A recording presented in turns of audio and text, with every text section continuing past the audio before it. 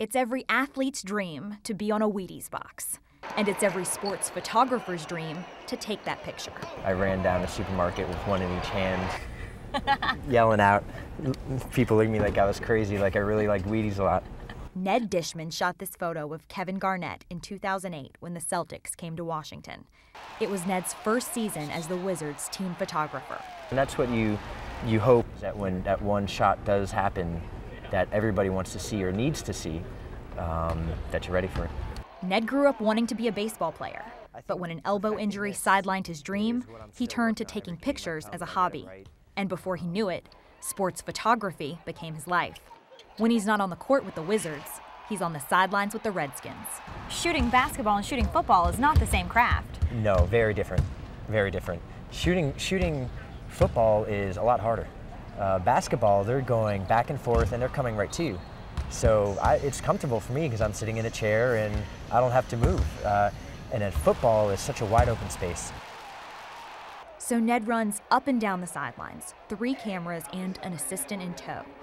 When I caught up with him at the Broncos game, he snapped 2,000 photos, 500 keepers.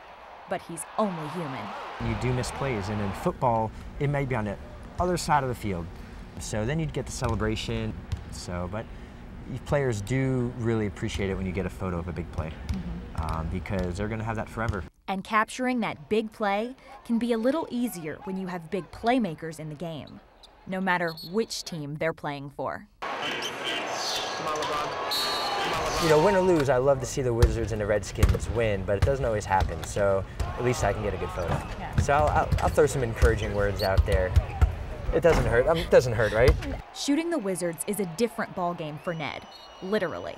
He has a system of remote cameras, transmitters, and strobe lights set up around the court. It's a very unique set of skills, using the strobes and the remotes. You're not just pointing and shooting. No, not at all. Under one basket, Ned takes photos on his handheld camera, and he uses a second trigger on that camera to operate the 3 remote cameras he's carefully set up on the other side of the court. Because it's going to be there all game, so you got to make sure it looks right. Each team helps decide what remotes I'm going to do. So you're doing your homework before. Yeah. You know, say if the team has a really big man, like Yao Ming's 7'6", you adjust your remotes on the glass and you raise them a little bit. But if you say like a Dwayne Wade is a shorter guy, but he's real explosive, so you just tilt things a little lower, you go a little more left, a little right. Against the Cavaliers, he had 2 cameras shooting through the backboard glass, just waiting for LeBron James to dunk, and another camera under the basket. This camera can be in a way a little bit in harm's way, but usually it rarely gets hit. Have you ever had a camera taken out? Not bad. Not bad, no. Have you ever been taken out on the sidelines? I've been taken out. Shaq's fallen on me. LeBron's kicked me in the head. At a big game, there can be 40 photographers angling for that money shot.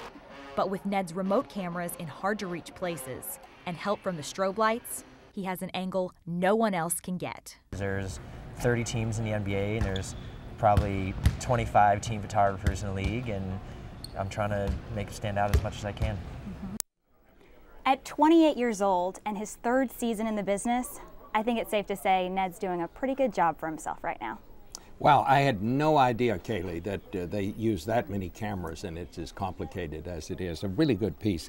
Kaylee, in addition to keeping up with the younger folk in Washington, is also our office college football handicapper. We got some big ones coming this weekend, Kaylee. We do. Number 1 Florida against number 2 Alabama for the SEC championship. A lot of people are thinking of this as a national title game, and if you think about it, number 1 and 2 head-to-head, even if they are in the same conference, it's going to be a great game. You know, the bookies are picking Florida, but I've got a lot of confidence in Nick Saban and his ability to pull through in those big games, so we'll see. I'm not betting any money on it.